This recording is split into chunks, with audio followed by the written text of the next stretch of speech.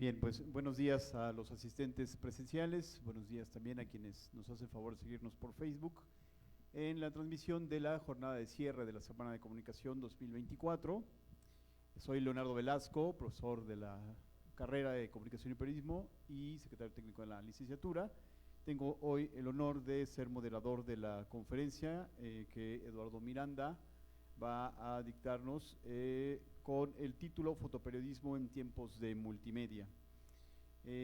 Agradecemos mucho, Eduardo, tu presencia y pues que hayas tomado un poco de tu tiempo para venir a platicar con nosotros. Te agradecemos bastante tu asistencia. Un fuerte aplauso, por favor, para Eduardo.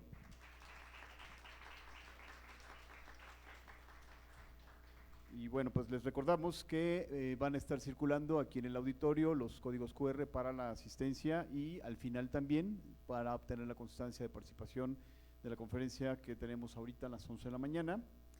Y bueno, para quienes están también en la transmisión en Facebook, les recordamos por favor que pueden realizar una pregunta a través de los comentarios de la publicación y tenemos personal y compañeros del staff que estarán dando lectura a las preguntas para que Eduardo nos haga favor de responderlas en caso necesario. Pues bueno, procedo a la lectura de la semblanza de Eduardo Miranda. Es un fotoperiodista con más de 20 años de trayectoria. Inició como coeditor gráfico en el periódico Reforma en 2022 y en 2024 ingresó a la revista Proceso, donde ha cubierto campañas electorales, desastres naturales, reportajes en México, Estados Unidos y Guatemala sobre temas de migración y narcotráfico. Sus imágenes han sido publicadas también en una docena de libros de carácter político y social. Además, es académico de la hermana FES Acatlán en la carrera de comunicación, donde imparte la materia de fotografía y diseño editorial por computadora. Pues sin mayor preámbulo, pido otro fuerte aplauso para Eduardo Miranda y le cedo el micrófono. Bienvenido, Eduardo, muchas gracias. Hola, jóvenes, buenos días. Gracias por la invitación. Estoy muy honrado de estar aquí con ustedes. Me siento como en casa. Y pues bueno, el tema es muy complejo. Hablar de fotoperiodismo y multimedia pareciera que son dos cosas diferentes.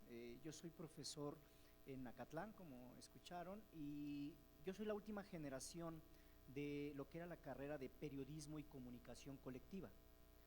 Al siguiente semestre ya era la carrera de comunicación.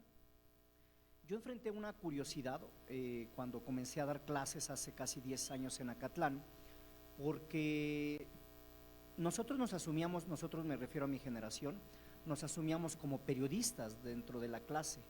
Entonces, para mí fue como un shock preguntarle a los alumnos que iban a estudiar. Yo asumía que todos iban a decir que periodismo, y la sorpresa fue que de 25 alumnos, 1 o 2 querían ser periodistas. Incluso ha habido grupos en que nadie levantaba la mano sobre ser periodista. Y lo que me decían, bueno, dentro de mi shock era, bueno, entonces, ¿qué es lo que ustedes quieren estudiar? Y me decían que querían estudiar multimedia. Para mí es complicado, bueno, era complicado, ya lo entendí porque tengo que entenderlo para también poderlo transmitir a los alumnos. Es básicamente la misma cosa, ¿no? Solo que cambiaron las plataformas, cambió la forma de dónde y cómo muestras el discurso, pero la forma de hacer periodismo es exactamente la misma desde hace décadas, no ha cambiado. Entonces, para hacer un buen trabajo multimedia tienes que tener una base 100% de periodista. Entonces, algo así lo entendí, y yo creo que lo que ellos entendían es como cuando hablan de periodismo es bueno, sí, los viejos periódicos, ¿no? Pero pasa que los viejos periódicos son hoy los que tuvieron que adaptarse al mundo multimedia. Entonces, ejemplo, antes eran las grandes y viejas televisoras, pero hoy las viejas y grandes televisoras se trasladaron a la plataforma del multimedia, y hoy tú puedes ver, por ejemplo, a Ciro Gómez Leiva de Grupo Imagen, que era una cadena muy grande. La mayor parte de sus reproducciones y vistas las tiene en internet. La forma de hacer televisión nunca cambió, solo cambió el formato y en dónde lo estás presentando. Es decir, lo que cambió fue el público en dónde está leyendo. Otra de mis impactos que tuve con los alumnos en Acatlán fue, porque yo doy la carrera, bueno, la materia de fotografía, y diseño editorial por computadora. Entonces, pues para hablar de diseño editorial teníamos que ver periódicos y siempre pregunto, bueno, ¿qué están leyendo? ¿No? ¿Qué periódicos conocen para más o menos irnos familiarizando? Alumnos de cuarto semestre de comunicación. Entonces, nadie estaba leyendo periódicos. Ese fue mi segundo shock y yo pensé que estaban mal los alumnos y el que estaba mal era yo. Porque resulta que sí estaban leyendo, pero estaban leyendo en otros lugares. Porque dije, bueno, ¿qué están? Entonces, ¿dónde están leyendo? Y entonces ahí sí levantaron la mano todos y me decían que estaban en las redes, en Facebook. Esto es una anécdota de hace 10 años, ¿no? Entonces ya entendí que simplemente migraron a otras plataformas, a leer la información que siempre ha estado ahí. Entonces, eso hizo que los medios de comunicación se vieran obligados a tener que migrar hacia donde están ustedes, porque los viejos públicos que nos estaban leyendo y viendo, pues están acabando, es decir, es un cambio generacional y un cambio de plataformas. Entonces yo lo comparo, como también doy fotografía, lo comparo un poco como la fotografía análoga versus la fotografía digital. Es decir, la forma de hacer fotografía es la misma, solo que cambió el rollo por el asunto digital y todo lo que esto implica. Yo así es como entiendo y veo la comunicación y el periodismo. La forma de hacer comunicación y la forma de hacer periodismo nunca cambió, solo cambiaron las plataformas en dónde y cómo las presentas. Y pues a mí me tocó ser un afortunado en afortunado y también es un reto porque yo soy de la generación análoga. Yo aprendí a hacer fotografía con rollo hace ya muchos años y aprendí a hacer periodismo, del periodismo escrito. Yo soy especializado en periodismo escrito en Acatlán y resulta pues que ahora yo me tuve que adaptar porque ni estoy tan viejo como para jubilarme, ni tan joven para entender al 100% lo que ustedes entienden muy bien sobre las redes sociales y la telefonía. Entonces, estoy como en dos mundos donde he tenido que aprender nuevas herramientas, que aprender nuevas formas para llegar a ustedes con nuevas formas de mostrar nuestro material. Parte del material que les voy a mostrar es un recopilatorio, cosas básicas de fotoperiodismo que he publicado. Me refiero a que no son trabajos como de multimedia. Al final, en la segunda parte de la presentación, voy a enseñarles algunas cosas que tienen que ver básicamente con multimedia, pero quiero que vean un poco lo que yo he trabajado dentro de la revista Proceso. Yo mucho tiempo estuve trabajando, yo y muchos compañeros estuvimos trabajando pues esta parte que hoy le llaman la guerra de Calderón, para simplificarlo. Entonces, ¿qué fue esto? Bueno, el presidente Calderón como al mes más o menos de que tomó posesión como presidente, hace una declaratoria básicamente de guerra hacia los cárteles que existían en esa época y comienza toda una serie de operativos para tratar de capturar narcotraficantes, y esto fue una situación muy compleja que a la fecha sigue teniendo muchas críticas. Entonces les voy a enseñar parte del material que he trabajado en narcotráfico. Vamos a empezar con esa parte y luego vamos con otras que quiero también enseñarles, cosas sobre la pandemia que también me tocó trabajar, cosas sobre migración, algunas portadas de libros que me han publicado y algunas revistas también. Entonces vamos a empezar con la parte del narcotráfico. Yo no sé, para fines prácticos, si las preguntas sean al final de cada presentación, ¿vale? Bueno, entonces vamos a comenzar. Esta pues fue una portada de cuando comienza el presidente, justamente asume la presidencia, ya tiene pues ya un ratito de esto. Vamos a continuar, son ya que 18 años de esto. Y comenzamos en Michoacán, que uno de los principales lugares donde comenzó toda su guerra fue en Apatzingán. Justamente ahí es donde por primera vez él se pone ese traje de militar que tanto fue criticado, en el cuartel militar de Apatzingán. Ahí es donde lo pone y ahí arranca, ahí da el banderazo vamos a decir, banderazo de salida a esta situación de guerra que tuvo México. Esto es material, pues es parte de estos operativos. Vamos a ver, este fue propiamente Afganistán. Todo esto que están viendo ahorita es Michoacán, ¿no? Los operativos en las carreteras. Vamos a continuar un poquito más. Estos son los cárteles que se ponían en ese entonces en las carreteras, como en el viejo oeste de Se Busca, pues ahí estaban buscando a la Tuta, y al Nazario también estaba por ahí. Esto fue portada de la revista, por ahí después la vamos a ver. Eso es cuando yo iba para Patzingán en la carretera, un lugar que se llama Cuatro Caminos, me encontré yo iba manejando y pues no había paso, ¿no? Entonces estas cosas eran en la madrugada, yo rompía un poco a veces las reglas de seguridad, pero pues era por ir a buscar esto, ¿no? Entonces me encontré esto, habían quemado 96 vehículos según la PGR de ese entonces, y fue porque acababan de haber matado al Nazario, y entonces en reacción a esa muerte fue esta quema de vehículos.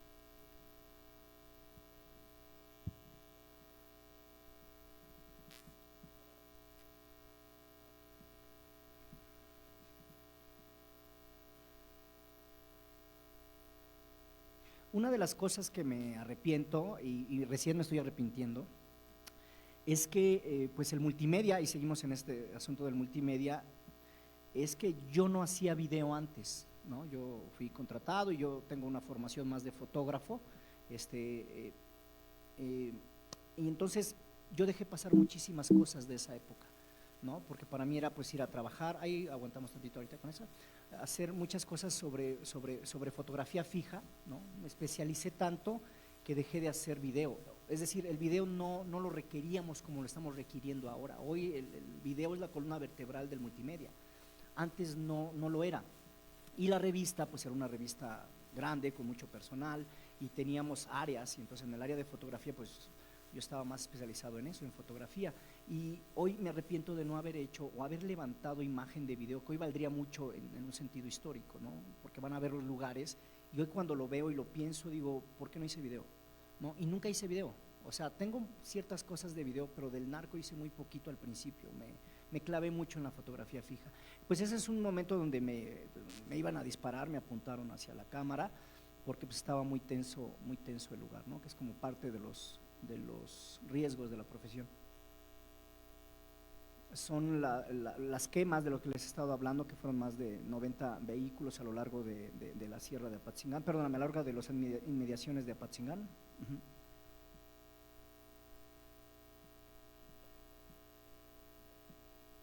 Luego pues salieron las autodefensas, que son estos grupos de, entre comillas, ciudadanos, que dijeron pues el gobierno no puede contra el narco, entonces nosotros nos vamos a defender. Entonces emboscaban a los narcotraficantes, según sus propias historias, emboscaban a los narcotraficantes y les decomisaban armas y vehículos mismas que usaban para engrosar las filas de las autodefensas y combatir a los narcos. Esto fue más en el periodo de Peña Nieto. Este es un joven autodefensa, ahí en los caminos bloqueados, chavo como de su edad, que trae ahí un fusil ruso todo casi semidestruido, pero pues no tenían otra opción según ellos mismos.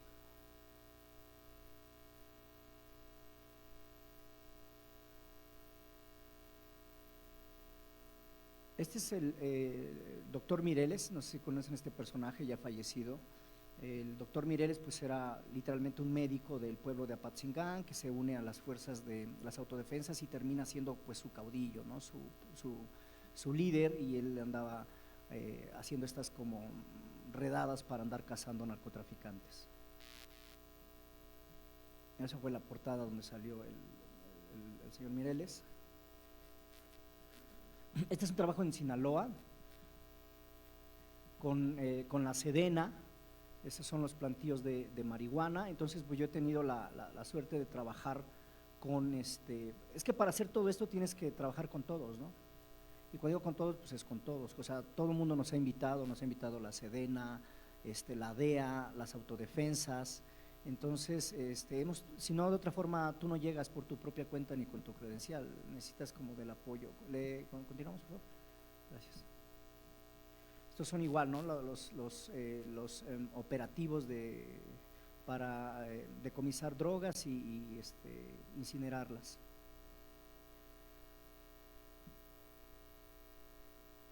Sí. Este es un narcolaboratorio en la sierra de Sinaloa. Entonces estaban camuflados ahí entre la maleza, y pues ahí adentro todo tipo de materiales químicos para hacer en ese entonces lo que le llaman cristal, piedra, crack.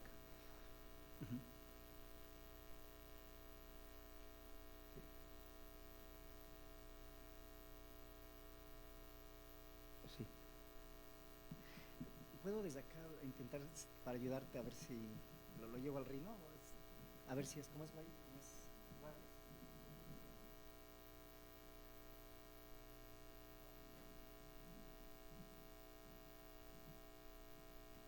¿Con shift?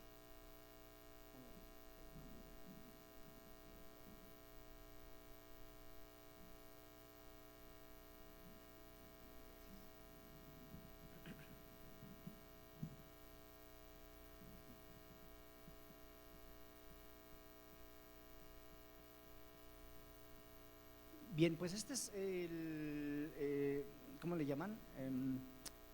La famosísima Capilla de Malverde, que cada vez crece y crece más. La cultura en Sinaloa del narco es una casi una especie de contracultura. La verdad es que la gente de Sinaloa nunca ha mal visto esta situación, a pesar de que yo a veces digo, hay muchas torpezas del gobierno, pero a veces hace intentos por tratar de calmar esto, es decir, el presidente Calderón y el presidente Peña Nieto siempre intentaron como castigar que ¿cómo se llama?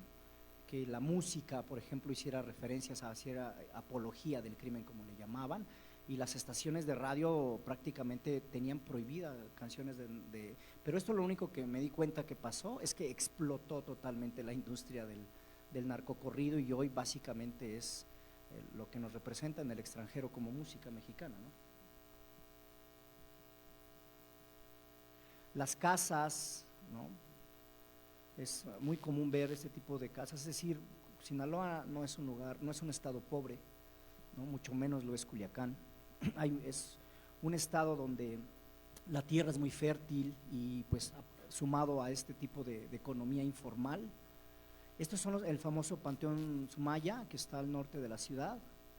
Ya ha crecido, esta fotografía ya tiene tiempo, pero yo creo que, no sé si los han visto en internet, las capillas son enormes, son de tamaños de casas, ¿no?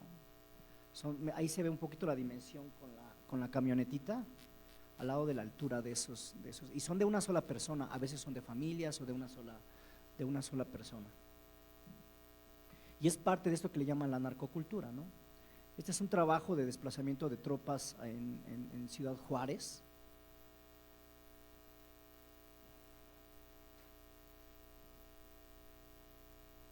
Todo esto pues fue durante este periodo que les digo de Calderón, entonces todo el tiempo había movilización de tropas. Hay un gafe con un Barrett 50, que son estos armas para tumbar aviones o tanques, ¿no?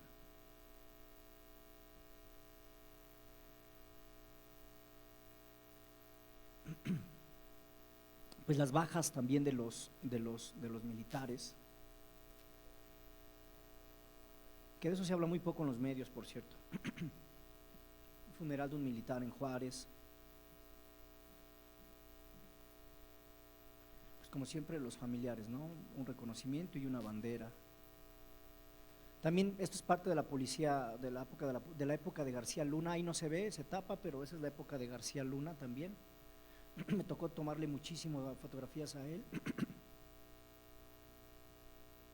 Igual la misma situación, ¿no? Con las familias.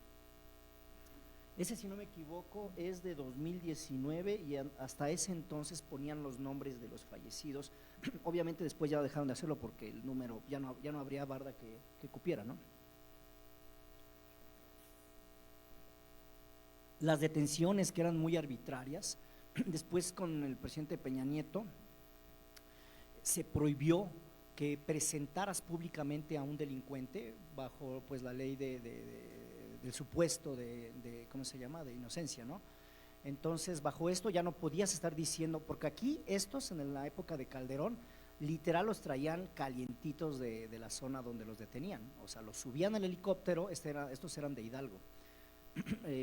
Traía una credencial falsa de la Procuraduría en su pecho, los suben a los Black Hawks que están allá atrás y rápidamente los trasladaban a las instalaciones de la policía, en ese entonces Policía Federal, si no me equivoco, en Iztapalapa. Ahí bajaban los helicópteros y rápido ya tenían a la prensa lista para que vieran una y otra detención. En radio era también una campaña enorme de publicidad sobre yo, y detuvimos al Canicón y al Cachetes y al Cabezón. Entonces era todo el tiempo casos cerrados, porque para él, para el presidente, persona que fuera detenida ya era caso juzgado, no había una investigación sobre si eran o no responsables. En ese sentido, muchísimas personas fueron a dar a la cárcel solo por presunciones, ¿no? Por eso es que prohibieron todo esto de la presentación de los delincuentes. Esta es la Barbie, también presentada en ese hangar de Iztapalapa. Este es el exgobernador Villanueva, cuando sale del altiplano. Estuvimos esperándolo ahí 2 días y salió al segundo día en la madrugada, como a las 3 de la mañana lo sacaron y rápidamente lo volvieron a detener porque tenía otra orden de aprehensión en su contra. Villanueva Madrid, Mario Villanueva Madrid, exgobernador de Quintana Roo, obviamente del PRI. Este es el viceroy, hermano del Señor de los Cielos. Como les decía, ya estaba prohibido presentar de frente a los medios o a la sociedad a un presunto delincuente. Lo que hacían era un truco para los medios, es decir, lo trasladaban y pasaba caminando. O sea, entonces no lo estoy presentando, solo lo estoy trasladando, y en ese traslado nos permitían hacer fotografías. Así le hicieron con el Chapo y las vamos a ver un poquito más adelante. Este es un trabajo que hice para deportes. Pues resulta que el presidente Calderón tenía todo el país incendiado y Ciudad Juárez era en ese entonces un lugar muy fuerte, como hoy sería Jalisco más o menos, ¿no? Entonces, en ese entonces mandaron a la selección de fútbol mexicana, porque decían los medios en ese entonces, bueno, es que no solo pueden estar, perdóname, decían el gobierno a través de los medios más grandes, es que no pueden solo estar sacando noticias malas de México. No todo es narco en Ciudad Juárez, decía el presidente. Y entonces se les ocurrió organizar un partido amistoso entre México y Venezuela, amistoso totalmente fuera de programa. Y entonces yo fui a hacer este trabajo y fuimos al aeropuerto a hacer la llegada de los jugadores, como algo muy habitual. Realmente solo íbamos por el partido, ¿no? Pero desde que llegamos al aeropuerto, ahí estaba ya la historia y la nota. Estaba esperándolo un mega convoy de seguridad. Esa camioneta que ven ahí pues es la de la selección mexicana, y entonces el hotel donde estaban estaba también lleno de fuerzas armadas custodiando el hotel, cosa que jamás en la vida yo he vuelto a ver con ningún equipo de fútbol. Ahí, por ejemplo, un chico está esperando a que lleguen los jugadores para un autógrafo, ¿no? Pero pues miren cómo está el niño en medio de las armas, ¿no? Estaban ahí revueltos todos los de seguridad, y luego ya llegaron aquí los Patadura, y pues súper custodiados, ¿no? Vean toda la gente que hay para acercarse a ellos. Esta fotografía, por ejemplo, ¿cuándo habían visto así una cancha de fútbol con elementos con armas de alto poder? Literalmente son fusiles de asalto. Eso era como inconcebible, pero ese era el México que estábamos viviendo en esa época, y estaba tan normalizada la violencia que pues a nadie le hacía como… yo cuando vi esto, a mí me mandaron, una de las cosas que pasaba en proceso, digo porque ya no están esos jefes, no nos decían qué querían, solo me decían vete a Juárez, y nos daban la tarjeta y se acabó. ¿Y qué hay en Juárez? Pues va a haber un partido. Entonces no te decían, no, oye, mira, haces y construyes y reconstruyes. Tú tenías un poco con lo que nos da los años en el periodismo, ir buscando la historia, y a mí se me ocurrió empezar a construir una historia a partir justamente de la violencia, ¿no? Entonces dije, pues por aquí creo que hay algo, aquí está raro. Obviamente aquí ya está terminando el partido, faltan 10 minutos. Tengo las fotografías de los goles y las jugadas, pero mi historia ya no iba sobre el juego, no era un trabajo sobre el deporte, era un trabajo sobre la violencia en el deporte. Entonces era un campo de fútbol muy, muy sencillo, no había bardas, vallas, y la gente se empezaba a brincar a la cancha como a los 10 minutos de casi terminado el partido. Ahí se ve un jugador, creo que es el capitán Márquez, si no me equivoco, al centro de la cancha, y los están esposando, y estaban esposando un montón de gente en la cancha, ¿no? O sea, esto es insólito, en ninguna parte tampoco he visto que esposen, o sea, que le pongan, los corretean y los andan ahí echando una patada, les ponen el pie, pero aquí los esposaban, fuerzas del orden público esposaban a los aficionados en la cancha, pero también es algo que como crítica, los medios, nunca lo vi en la televisión, porque yo vi los resúmenes al siguiente día y solo era, no, pues me quedaron 2-0 y la jugada de aquel y mira cómo le metió el pie a aquel en el fútbol, pero jamás hablaron de esto. Entonces yo lo que hice es hacer una edición fotográfica, presentársela a mis jefes y en ese entonces pues publicaron un fotoreportaje justamente de esto, ¿no? Y es algo que ahora les muestro, es un trabajo de edición pensado justamente en la violencia que había en esa época, porque esto yo nunca lo he vuelto a ver. Y ahí están todavía los jugadores de Venezuela. Me acuerdo que la gente le gritaba al portero de Venezuela un montón de cosas y hasta lo amenazaba, le decía aquí no es Venezuela, aquí es Juaritos, ¿dónde crees que estás? Y dije, o sea, sí había una tensión social muy fuerte que se alcanzaba a percibir y pues traté como de meterme en eso, ¿no? Les digo, me arrepiento de no hacer video, pero ahí hubiera sido una buena historia en video, ¿no? Esto ya tiene un buen rato. Obviamente hubo gresca en las canchas, ahí hay detenidos, lesionados por parte de la afición, más detenciones, también policías golpeados. Sí, fue como un partido muy inusual. Y al final cierro el reportaje con esta fotografía donde hay un policía se echa su ojito al partido de cachito en cachito. Esto es en Durango, esta es una vista aérea de un sembradío de marihuana. Antes que existiera el dron, pues volábamos en los helicópteros para hacer este trabajo. Esta es una historia muy triste, nunca muestro las fotos, son muy fuertes. Hubo una emboscada, en esa camioneta que ven ahí murieron 10 niños, todos, el más grande tendría 16 años, y el más chiquito era un bebé como de 2. Los emboscaron, les dispararon, pero los que lo hicieron fueron también adolescentes. Entonces iban a una fiesta y los emboscaron. Esto es la sierra, esto tampoco se vio en los medios de comunicación. Para llegar aquí nos llevó en ese entonces la Fiscalía del Estado de Durango con sus helicópteros y iban 2 helicópteros, uno iba cuidando donde íbamos nosotros y atrás iba otro y entonces bajamos a hacer el trabajo y el otro se quedaba arriba vigilando que no vinieran vehículos. Estaba muy tenso eso. Les digo que ese es un buen ejemplo que pudo haber sido una buena historia en video, ¿no? Entonces pues los niños les dieron sepultura en una fosa común en el pueblito y ahí quedó unos amiguitos afuera del lugar. Es muy fuerte porque son imágenes muy fuertes. Entonces un poco de la camioneta que creo que lo dice todo, ¿no?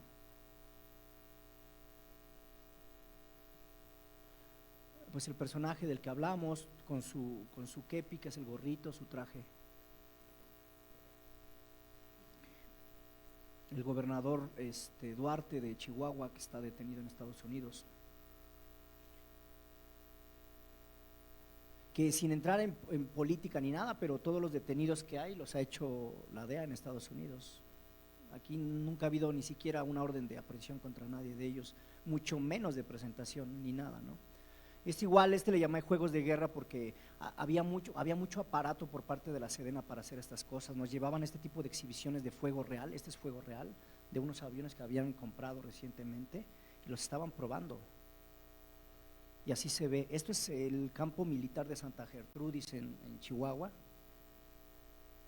No se ve ni se oye como en las películas, es muy diferente. Paracaidistas, es decir, había toda una parafernalia ahí de lo militar. Esto es de lo del Barbas, esto es Cuernavaca, Morelos, es cuando mataron al famoso Arturo Beltrán Leiva, el Barbas. Y este es un operativo también que me mandaron, pues dijeron, córrele porque hay algo en Cuernavaca. Entonces, ahí voy.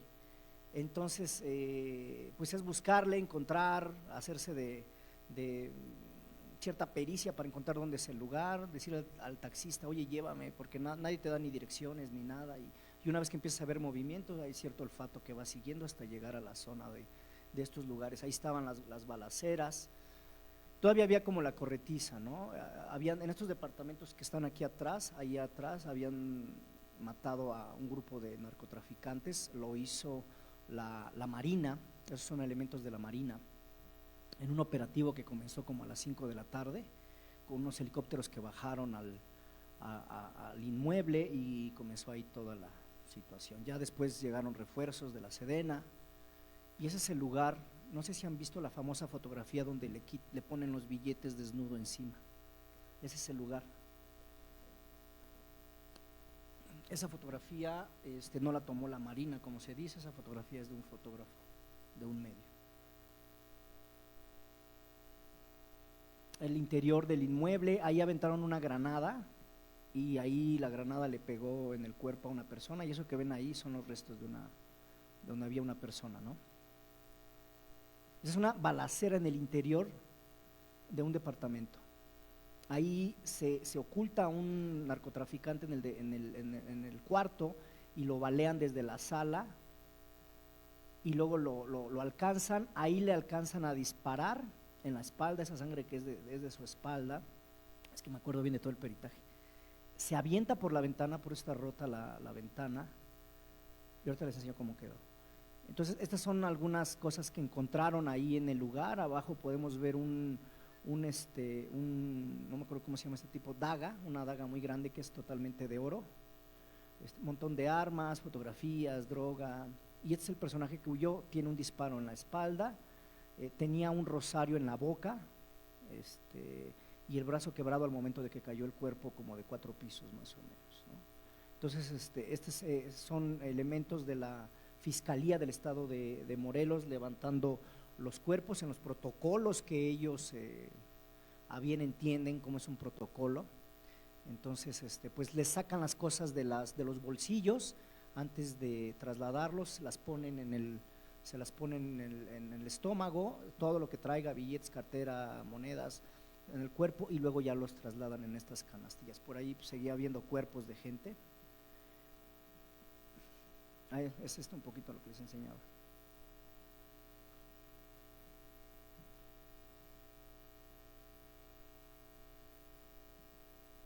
Esto es en Nogales, Arizona. Me tocó trabajar mucho tiempo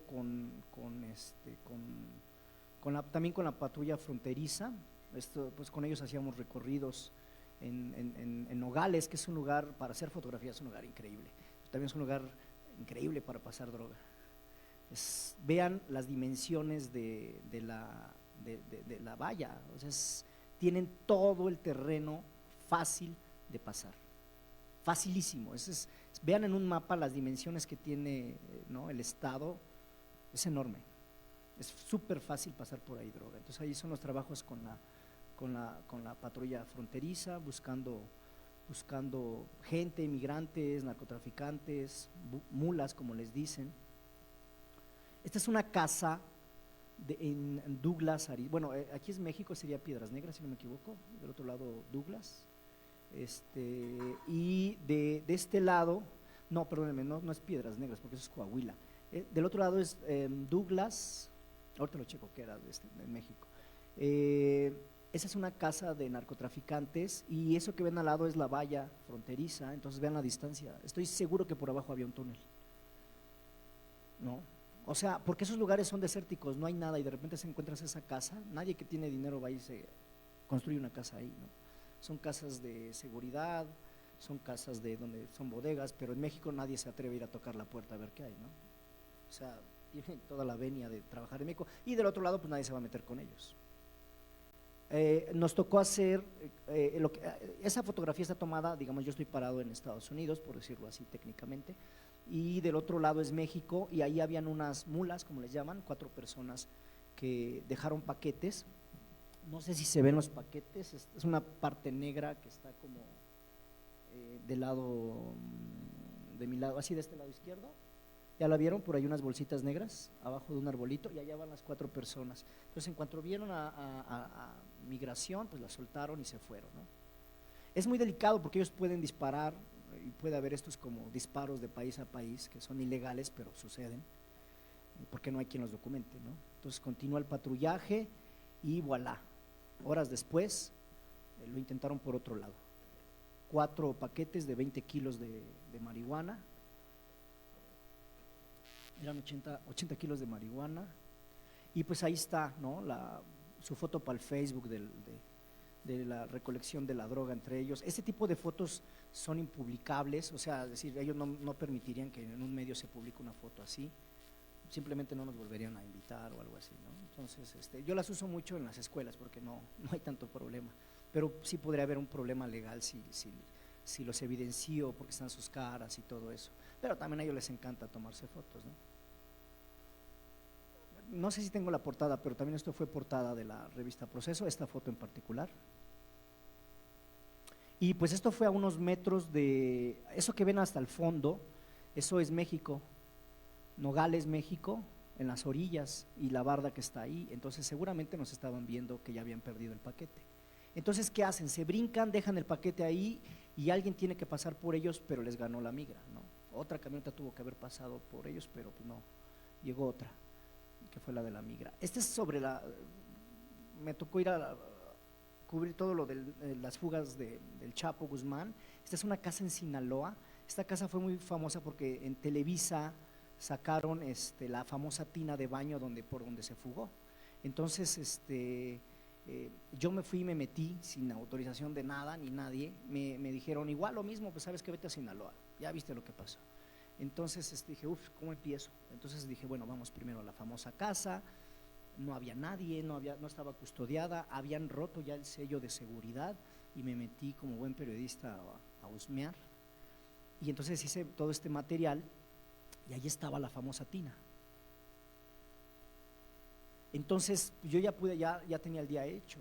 Entonces dije, bueno, ahora quiero entrar también abajo, ¿cómo le hago? E hicimos una estrategia de trabajo, yo y una compañera que me acompañaba, y nos fuimos a meter a los túneles. Les voy a empezar al revés. Nos fuimos a meter a los túneles, a los túneles, sí, nos tiramos como la película de Eso, así. O sea, eso es abajo, eso es en la parte de abajo. Tuvimos que estacionar el coche, avisamos a la oficina, llevamos el celular bien cargado, empezamos desde las 6 de la mañana para que alguna emergencia tuviéramos horas de día, llevábamos comida, compramos unas botas especiales, una super lámpara que todavía tengo por ahí, porque no se veía nada, era muy oscuro y había ratas, eso que ven ahí son murciélagos, ratas, y era caminar a ver si encontrábamos el lugar, y el lugar pues sí lo encontré. Entonces avanzábamos y de repente encontré esta puerta, ¿no? En el camino, y dije, es que esta puerta está rara, ¿no? Porque todo lo que eran pasillos como los que vieron, y de repente estaba esta puerta. Me metí y pues había esto como de madera muy hechizo. Dije, pues es que el gobierno no hace estas cosas, ¿no? Son como estructuras diferentes, por el tipo de material lo digo. Y al fondo estaba esta escalera que daba justamente a la tina. Entonces ahí estaba la tina y por aquí salió el Chapo, abre, se baja, empieza a correr y tiene muchísimas salidas. Eso fue medio día de trabajo abajo de las alcantarillas. Nadie me dijo dónde ni cómo. Este material es inédito, no lo publicaron, ¿no? Igual imagínense esto en video. Lo pienso, el recorrido fantástico, pero no lo hice. Entonces, son los errores de cuando no se hacía multimedia o no estábamos haciendo todos multimedia, ¿no? Entonces, bueno, luego fuimos después a Sinaloa y esta es la casa donde vivía la mamá, donde vivía él también, en la sierra. Son como 7 horas desde abajo, desde Badiraguato hasta llegar hasta este punto. O sea, como ven, está perdido totalmente en la sierra, ¿no? Hay como 60 casas alrededor, pero todas trabajan para esa casa, que es la casa mayor. Esto es en Almoloya, también el día que se fugó por Almoloya, algunas fotografías ahí rápidas para acelerar. Esta es la casa donde sale, era un perímetro de 1 milla, desde la barda de esa barda que ven ahí, desde la barda hasta 1 milla justamente había esta casa. Y esa casa estaban sacando tierra y sacaban tierra. Esa casa tenía un túnel hacia abajo de 10 metros de alto, llegabas y topabas, o sea, terminaban los 10 metros y comenzaba lineal. Y eso que ven ahí es una línea directa de 1 milla, que es como 1.8 kilómetros, si no me equivoco, por ahí, entre 1.6 y 1.8, directo hasta la barda del penal. Ese es ¿cómo se llama? Un perito de la Procuraduría. Está fuera de foco porque no había foco ahí, estaba oscuro, no había cómo iluminar. Entonces mi cámara está sufriendo la pobre porque no encuentra nada donde enfocar, ¿no? Y ni yo podía enfocar manual y aparte se movía. Me justifico porque está bien fea la foto, ¿verdad? Entonces ahí ya por ahí me echaban una lamparita. Esa es la moto donde huye, es una itálica, motor 125, que le fue retirada la llanta de enfrente, el tanque, para bajar la altura. Entonces fue adaptada la montura. La motocicleta no puede dar vuelta una vez que arranca hasta llegar al punto final, solo puede hacer este giro, porque no hay cómo gira la mitad. Entonces al momento en que iban saliendo, perdón, ya me adelanté uno, iban saliendo, iban rompiendo los focos hasta llegar a este punto. Luego comienza la escalera de 10 metros hasta salir a esa casa que vieron anteriormente. Entonces me tocó entrar y después me tocó entrar por el otro lado, por la celda número 20 del penal de Almoloya. Esa es así la picaron, está toda picoteada por abajo, la cortaron. Imagínense la precisión, una milla, imagínense de aquí a 1.8 kilómetros y llegar justamente a un cuartito de baño como lo es eso. O sea, no le erraron 200 metros o 10 metros, llegaron justamente, es como llegar justamente a un cuadrito como este. Es más o menos es la misma distancia de estos cuadritos. Si imagínense un kilómetro y llegar justamente abajo de ese cuadro, no la de al lado, a esa. Pues obviamente es con muchísima ayuda de gente de adentro, ¿no? Esta es la celda, muy pequeña, y pues esta fue portada. Es que esa sí la encontré, es que algunas portadas no las he incorporado al PDF. Y bueno, luego el personaje, ¿no? La detención. Y esta foto medio se hizo viral, no sé si la llegaron a ver. Pero ya saben, siempre hay hate en internet y decían que era falsa, que se veía su cara chueca, que era Photoshop, que él no era. Pero sí, nada más que le dieron un buen torzón de cuello para que volteara la cámara. Pues ya de ahí lo trasladaron a Ciudad Juárez, de Ciudad Juárez lo entregaron y pues ahora está en un penal justamente de Arizona, como 10 metros abajo. Él no le toca sol, le dejan meter como 1 hora al día, luz de día, pero por un ¿cómo le llaman? Por un tragaluz. Él no conoce, literalmente no ha visto el sol, y no lo va a ver. O sea, eso no es una metáfora, es real. Está bajo la sombra total 23 horas por día. Porque es un penal subterráneo, no es un penal de patio, no es un penal totalmente subterráneo el que está en Arizona. Por eso la familia pedía clemencia, ¿no? De que fueran un poco más suaves. Y bueno, ya con eso terminamos esta parte, ¿no? Entonces, bueno, vamos a hacer un break aquí con lo del narcotráfico y podemos hacer un pequeño de preguntas y respuestas. Gracias, Eduardo. Indudablemente siempre es muy enriquecedor ver este tipo de trabajos, ¿no? Desde la perspectiva de quien está ahí en el lugar de los hechos, exponiéndose, aprendiendo y, como dice él, además adquiriendo habilidades pues muy específicas, muy especiales en función del trabajo y sobre todo pues de las fuentes que hay que cubrir. No es nada sencillo, no es nada divertido estar de repente entre el fuego cruzado o pues exponiéndose más en un país como el nuestro, donde narcotráfico y autoridades tienen pues a veces convenios muy fuertes en función de evitar la difusión de este tipo de noticias y de este tipo de materiales. No sé, Eduardo, ¿cómo abordas un tema como este? Vamos, tú llegaste a la fuente, tú no te identificas como periodista y empiezas a hacer el trabajo, sino que debe haber, quiero pensar, un previo, una inspección previa, una charla con locatarios, con gente que está alrededor y que obviamente te permiten de alguna manera pues llegar y hacer un poco mejor tu trabajo, quiero pensarlo, ¿no? ¿Cómo haces esta parte del acercamiento y cómo llegas a un lugar como Arizona, a un lugar como el departamento donde muere uno de los principales narcotraficantes del país y empiezas a hacer foto? ¿Cómo es esta parte previa al inicio del trabajo? Cuéntanos un poco al respecto. Es complicado de inicio, es muy peligroso. Yo creo que la mejor forma de cuidarse es mucho el instinto es básico. Si el instinto te dice eso es peligroso, no lo hacemos. Entonces, a nosotros los fotógrafos que cubrimos esta situación de guerra, nadie nos capacitó, nunca en la escuela nos dijeron, mira, para cuando te toque guerra es por acá, ¿no? Nosotros, en Proceso es una revista de investigación, de política, y durante un periodo que ya no lo es, se cubrió muchísimo el tema del narcotráfico, no tienen idea, ¿no? La cantidad de portadas era, yo creo que el 80-90% de los temas era narcotráfico. Era inevitable estos temas, porque ahí estaba el pulso de la información, pero también Proceso se volvió en ese sentido una revista muy especializada en eso. Es decir, yo en las oficinas de la DEA, cuando llegué a entrar, ahí estaba todo el bonche de revistas Proceso. Me sorprendió, en serio, tenían toda la colección, y yo tengo esa colección en casa, toda la colección en la oficina de los agentes de la DEA. No solo eso, incluso en casas de los narcotraficantes había revistas Proceso, tanto que García Luna las presentó alguna vez como pruebas, ¿no? Cuando quiso atacar a Proceso, dijo, no, miren, entonces había un detenido y las cosas que le encontraron, como si la revista Proceso fuera un arma, ¿no? Entonces estaban los fusiles de asalto y las revistas Proceso. Y entonces, bueno, ¿y eso qué? Pues, ¿no?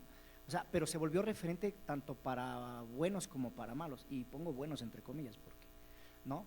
Entonces, tanto un bando para el otro era referente obligado de información, porque tampoco era información que encontraras en absolutamente todos los medios. No tenían coleccionando, y no voy a dar nombres, pero no tenían coleccionando otras revistas, ¿no?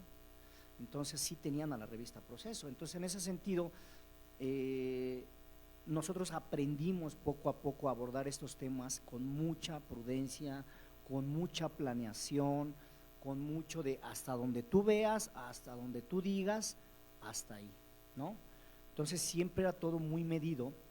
Afortunadamente, bueno, salvo un par de episodios que tuve muy serios, fuera de ahí la mayor parte del tiempo pudimos cubrir.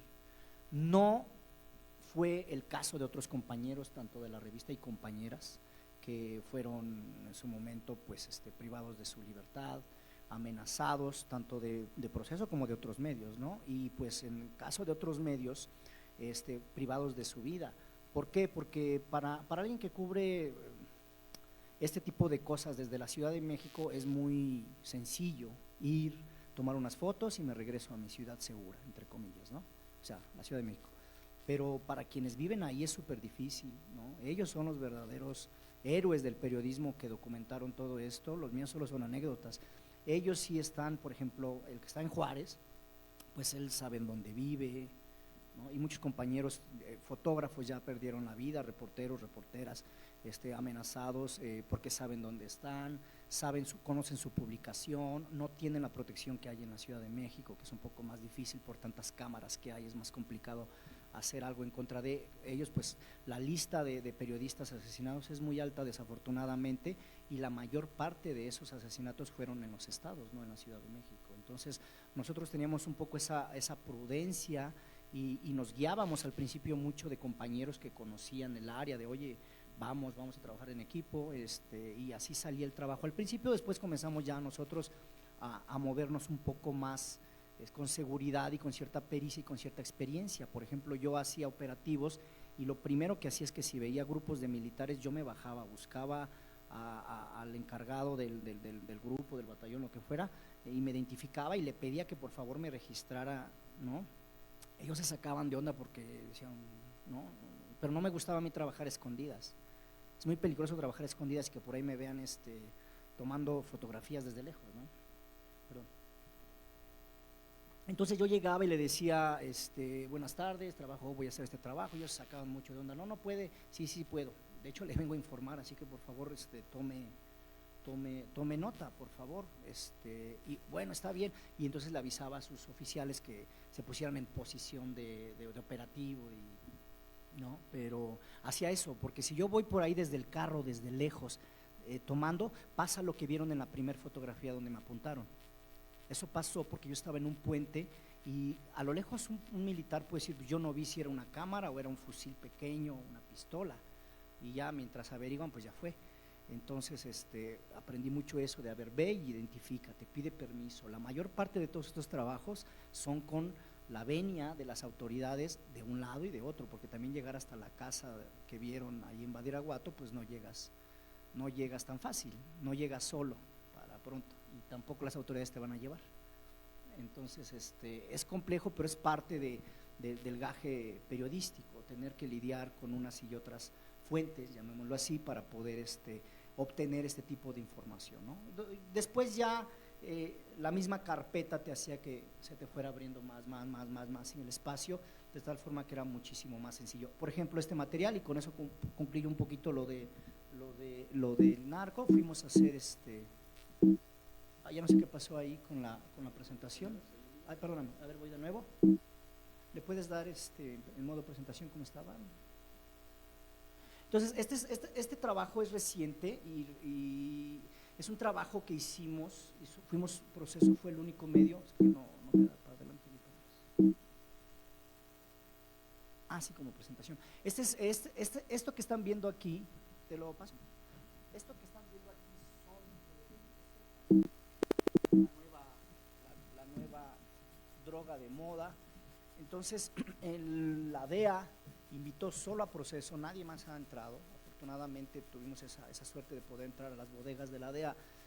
Y nos dicen que las bodegas ya están básicamente vacías de marihuana, porque lo que están haciendo ahora es decomisos de fentanilo. ¿Por qué? Pues porque la marihuana es mucho más volumen, poca ganancia, diferente de que estos paquetitos del tamaño de 1 kilo de azúcar, pues son súper cotizados. Es muchísimo dinero por cada paquetito y es muchísimo más fácil transportar esto, pasarlo del otro lado de la frontera.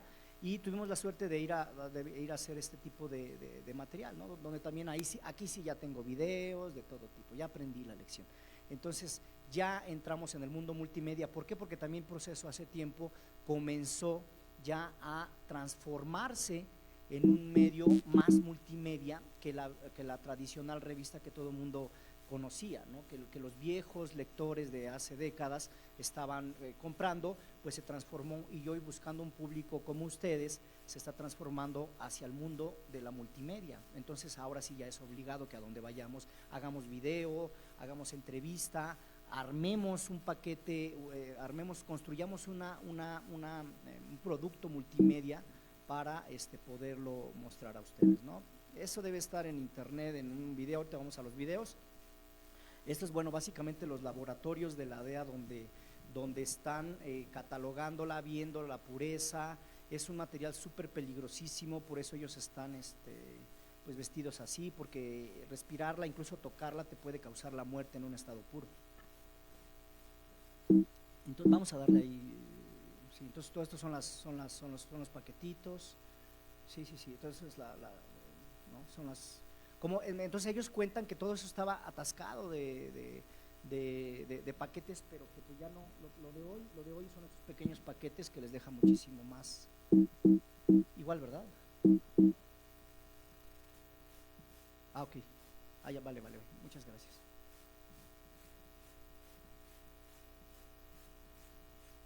Bueno, ok, y por último… Bueno, esto es lo de la DEA. Y por último, quería enseñarles un trabajo que también hice en esa época, y con eso terminamos lo del narco, que se llama Caiviles. Y bueno, entre lo que lo preparan los caiviles, pues no sé si tienen alguna preguntas. Sí. Hola, buenos días, David Becerril. Hola, David. Actualmente, ¿cuál diría que es el principal reto al que se enfrenta no solo un fotoperiodista, sino también un reportero para la cobertura de la fuente de seguridad? Actualmente y desde hace tiempo siempre ha sido un riesgo. O sea, México es uno de los países más difíciles para ejercer el periodismo en temas de seguridad. En temas de seguridad es uno de los países más riesgosos. Entonces, yo creo que quien asume el hecho de cubrir este tipo de notas debe estar consciente del peligro que implica. Entonces, los riesgos lo son todos. Las personas que, como comenté hace unos minutos, los compañeros, compañeras que han sufrido todo tipo de cosas en los estados, tristemente es gente que gana muy poco, a veces no le publican, y si le publican ya le están llamando.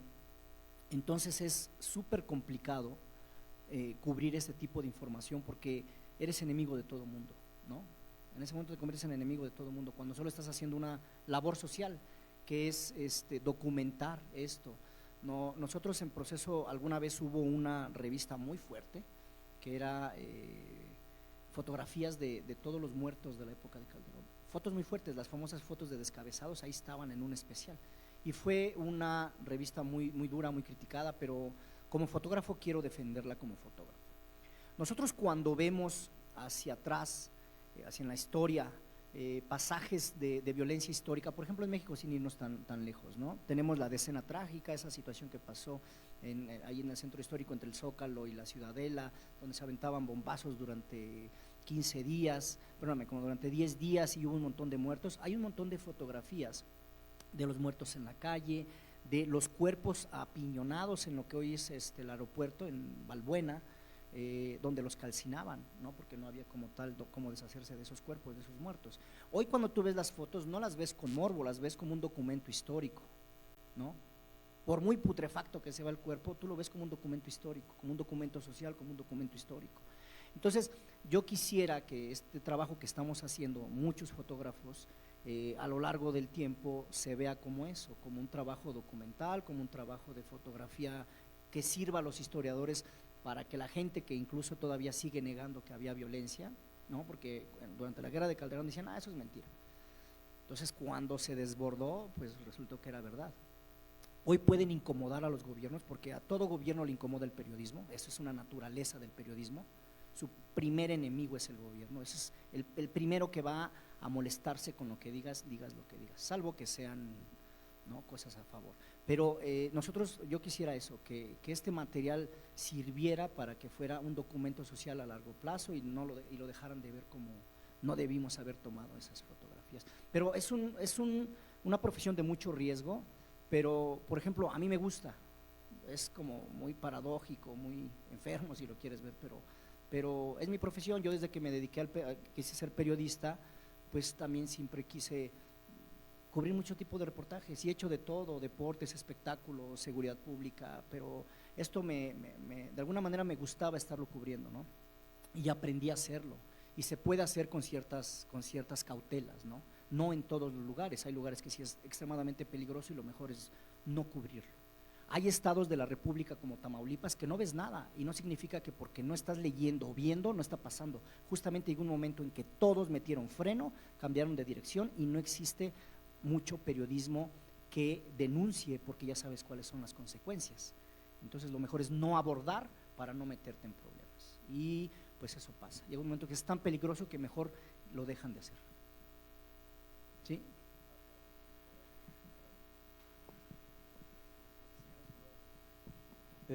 Buenas tardes, Sergio Rojas. Hola.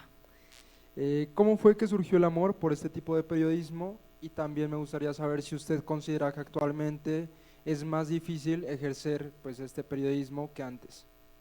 Bueno, amor no es, amor le tengo a la profesión, ¿no? A mi carrera en general, a todo lo que hago todos los días, de todo tipo, pero no amor sobre la violencia. Es decir, le tengo mucha pasión porque es lo que me gusta hacer, porque es un reto y de alguna manera me ha generado un poco de, como le llaman, estrés postraumático, pero no tanto porque también yo siempre me concentraba mucho en el trabajo. O sea, yo a veces no veía como ciudadano de, ay, mira, no, sino que yo estaba trabajando y estaba pensando en ángulos, en tiros, en qué me falta, qué hago mañana, cómo planeo, cómo lo desarrollo, qué me fue bien, o sea, antes de regresar a la Ciudad de México, qué me faltó hacer y hacer una especie de bosquejo y trabajar, o sea, hacer periodismo. Entonces, lo que sí le tengo amor es al periodismo, no tanto a los temas, no son temas de los que me sienta propiamente orgulloso, pero una vez que los hice, los empecé a desarrollar como una forma personal y como un reto también, ¿no? De formar esta historia que hoy les puedo presentar, pero no, yo soy muy ajeno a la violencia. De hecho, sí, nunca, cuando no estoy trabajando, yo no me paro a ver ni un atropellado ni nada, o sea, incluso me volteo, me alejo, no me gusta, ¿no? Aquí yo no tengo malos recuerdos porque estaba trabajando, ni siquiera me acuerdo cómo era, cómo lo vi, o sea, me acuerdo que pasó porque veo mis fotos, digo, ok, sí, ahí estaba ese hombre, pero yo no me acuerdo de estar clavado viéndome con cierto morbo, ¿no? Eso me ha ayudado mucho a protegerme psicológicamente, porque si no, si sales bien dañado, ¿no? Gracias. Sí.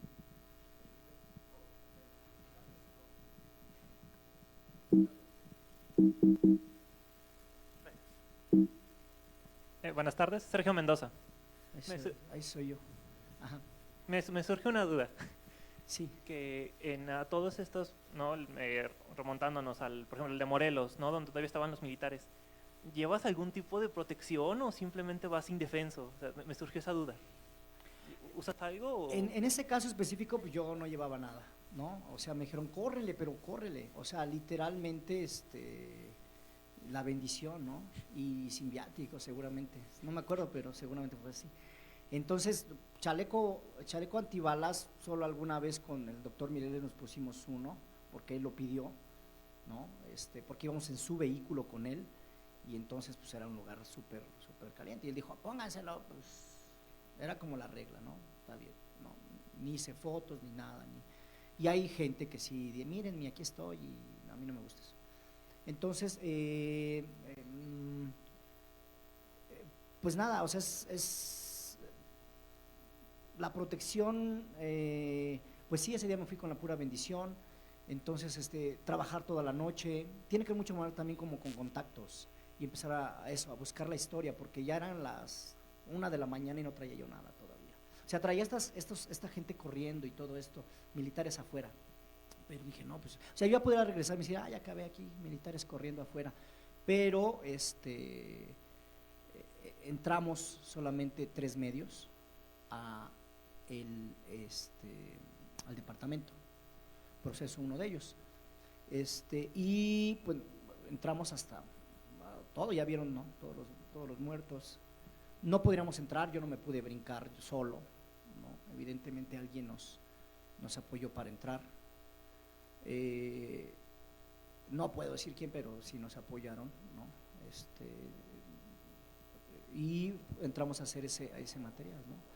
Incluso nos dijeron, digan que ya nos vamos a hacer cargo, ahora sí, nosotros, porque aquellos no pueden, y, ok, ¿no? Pero sí, pues vas, yo nunca he como llevado, nunca, ¿no? Yo no tengo físicamente un chaleco, un casco, trato de primero diseñar qué quiero. Yo sí me freno mucho, he visto más cosas de las que he incluso retratado, pero digo, no saques la cámara, ¿no? Y también eso ha sido parte de mi salvedad. O sea, en el caso de Michoacán nos detuvieron en un retén, a mí y al compañero de Michoacán, pero yo eché todo abajo en los pies, nunca saqué el equipo porque sabía, lo puse a manejar a él, rentamos un auto con placas de Michoacán. Entonces él tenía un acento, Francisco Castellanos, un compañero que tiene un acento bien marcado. Entonces le dije, tú vas ahí, si nos pasa algo, tú habla, ¿no? Y entonces le dije, no, ¿qué les pasa? Yo aquí vivo, y voy a ver a mi tía. Y empezaron a revisar el carro y dijeron, pues nada sospechoso, pásense. Pero ya iban a revisar, ¿no? Abrieron la cajuela, pero la cajuela no venía nada, todo venía acá en los pies abajo del asiento. Si ellos ven el equipo, olvídate. Entonces, ahí sí no puedo andar con la credencial y, sí, cómo no, yo soy medio. No, y vámonos, córrele. Eso fue el día que estaban incendiando los autos, porque nos los encontramos adelante incendiando más autos. O sea, sería una buena historia sacar el celular y eso, pero pues ahí rápido nos pararon, ¿no? Porque no había nadie en la carretera, estaba vacía la carretera. Sí.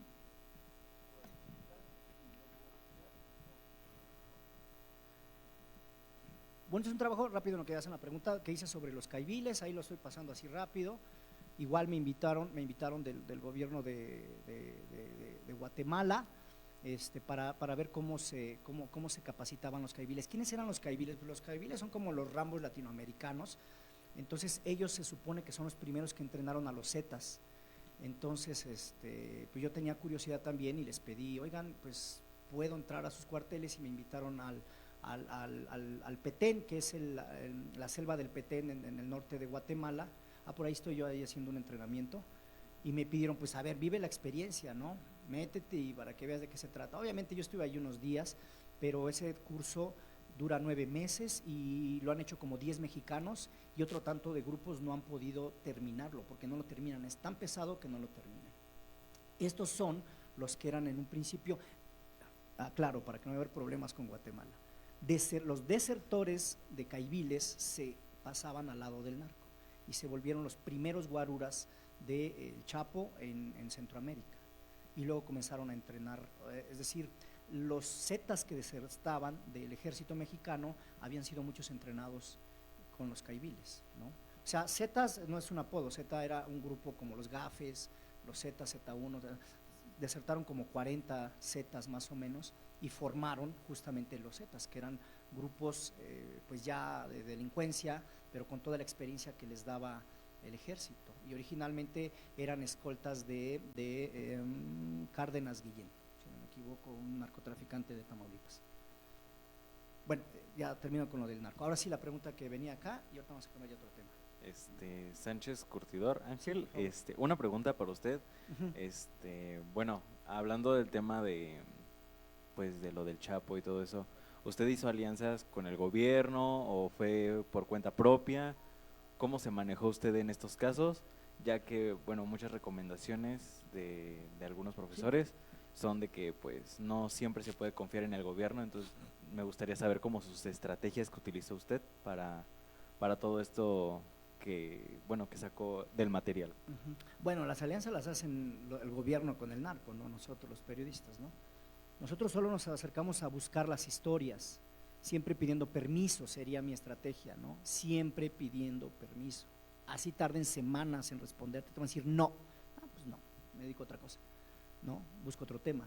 Pero si en sí me interesa, mucho ayudó el medio, como las autoridades, como les había dicho, tanto unos como otros de diferentes bandos, tenían la revista, compraban, era un referente sobre seguridad pública, periodismo dedicado a seguridad pública federal, pues entonces sí era como, ok, me interesa, porque si hubiera ido del Sopitas, dirán, no, ¿cómo crees? El Sopitas más, ¿no? ¿Quién es? Con todo respeto, pues, o sea, no es el género, eso, ellos creo que cubren más espectáculos, si no me equivoco, dirán, no, pues no, pero como decían, muchos de ellos era casi hasta, es un orgullo estar aquí con ustedes, ¿no? O sea, de ok, pero bueno, a lo que venimos, ¿no? ¿Qué es lo que me va a mostrar esto? O sea, no es un pacto, es una relación laboral, ¿no? El mismo don Julio Scherer, pues fue y entrevistó al Mayo Zambada. En el mismo testimonio que escribe don Julio Scherer, es invitado por el propio Mayo Zambada, ¿no? Y no, pues no es un pacto, es una relación laboral de trabajo. Entonces, pues nosotros entrevistamos a todo mundo, literalmente, ¿no? Entonces es parte del trabajo, ¿no? Y es una especie de privilegio tener ese tipo de información privilegiada para podérsela ofrecer siempre a nuestros lectores, ¿no? No es como que, yo fui, ¿no? Pues siempre estás pensando, esto es un cañonazo, les va a gustar a nuestros lectores. Y en muchos casos no procedía, en muchos casos sí efectivamente se volvía un boom informativo que le daban seguimiento a otros medios, ¿no? Que no se crean, los medios no seguían mucho lo que estaba haciendo Proceso porque no se querían meter en problemas, y es a la fecha, ¿no? Dicen, yo con esos temas, no, gracias, acá estamos súper bien. Sí.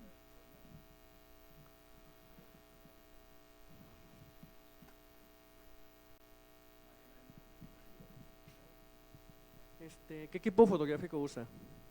¿Dónde estás? Hola. Aaron- Canon y Nikon.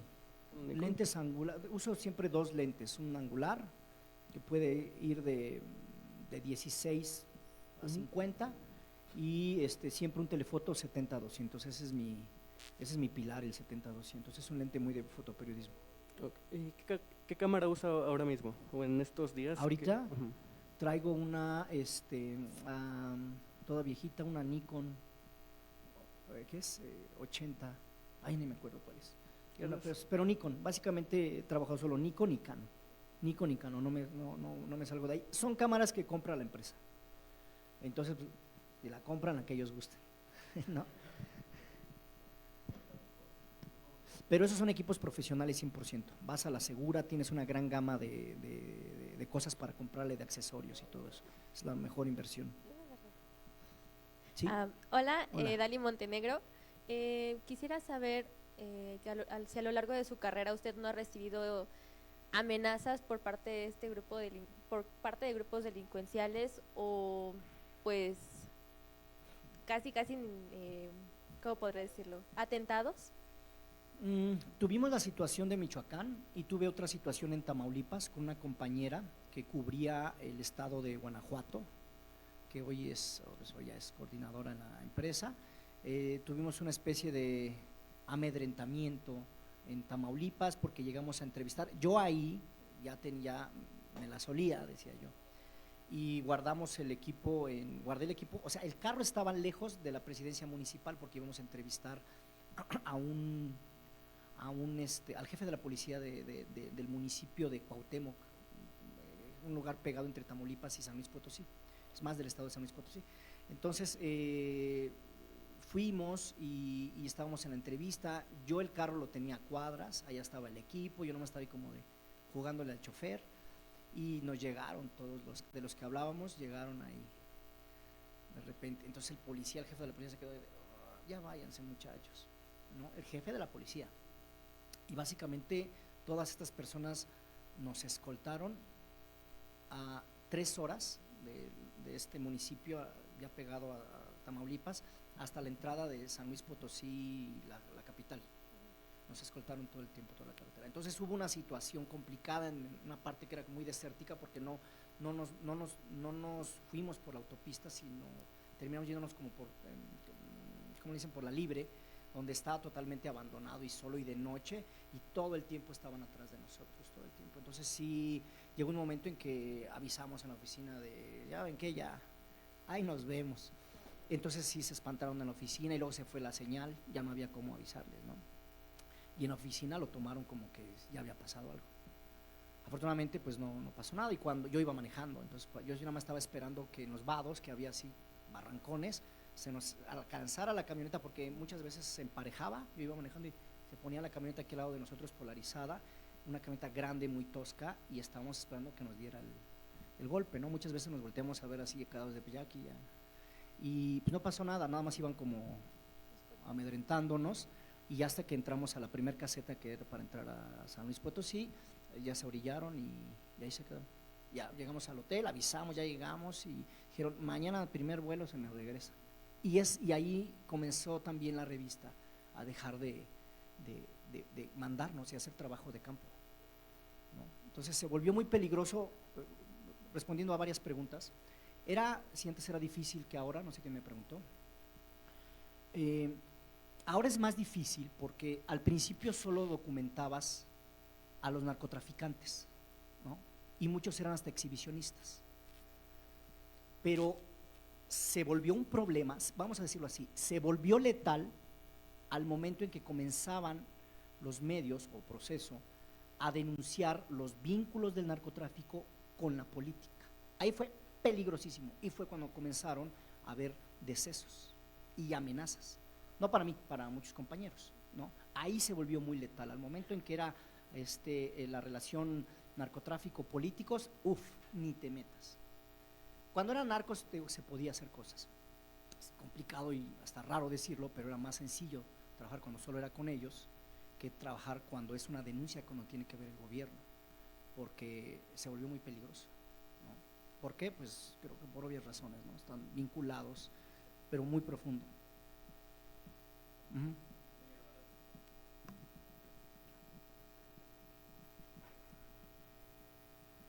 Hola, ¿qué tal? Mi nombre es Eduardo Himmelstein. Hola. Felicitarte, y yo quisiera que si me Gracias. pudieras hablar un poquito más de cómo separar los sentimientos, la adrenalina en una escena, pues tanto de fútbol como habías presentado, o por ejemplo una mamá que acaban de levantar a su familiar. Y la otra es, en un partido de fútbol, por ejemplo, ¿qué pasa con la regla de los tercios? Gracias. ¿En fotografía? Sí, claro. Okay. ¿Qué pasa? ¿En qué sentido? ¿Si la aplico o no la aplico? Trato. ¿Cómo separa los sentimientos? Es complicado, es como, voy a hacer una metáfora quizás mala, pero como cuando cubres espectáculos, ¿no? Llega un momento en que tienes que separar al reporfan, ¿no? Al fanático del que está trabajando. Obviamente sacrificas el ver, estar ahí, el oler. Cuando estás trabajando, creo que es un gran escudo, ¿no? Lo ha sido para mí. Yo nunca he trabajado con psicólogos. Cuando terminamos esto se me acercó un par de psicólogos que querían saber mi testimonio y todo. Le dije, pues estoy bien, hasta donde te entiendo estoy bien, ¿no? Sí he tenido como de repente déjà vus que sí me mueven. platicarles esto a veces me mueve, no es para mí tan sencillo, pero siempre me ha ayudado a platicarlo una y otra y otra y otra vez. Por ejemplo, lo que pasó en Tamaulipas, yo estuve como unos 3 años callado y nunca dije nada. No podía platicarlo a pesar de que tenía pláticas como esta. Entonces, liberarlo, platicarlo me ha ayudado muchísimo. Son experiencias que como fotógrafo te escondes mucho, no sé cómo lo hacen los reporteros que escriben, pero como fotógrafo te escondes mucho detrás de la cámara, ¿no? O sea, metafóricamente, pues, te concentras. Por ejemplo, hace poco, y ahorita lo vamos a ver, hice trabajo de la pandemia y me metí a los crematorios. Al mes de que estaba pasando esto, cuando el gobierno decía que no estaba pasando nada, ya estaban cremando en ese lugar que fui 15, 20 cuerpos diarios, ¿no? Por COVID. Y entonces el lugar era un infierno y traigo videos. Tan fuerte es que no lo publicamos. Era un material fuertísimo, que sí lo muestro en estos lugares, ¿no?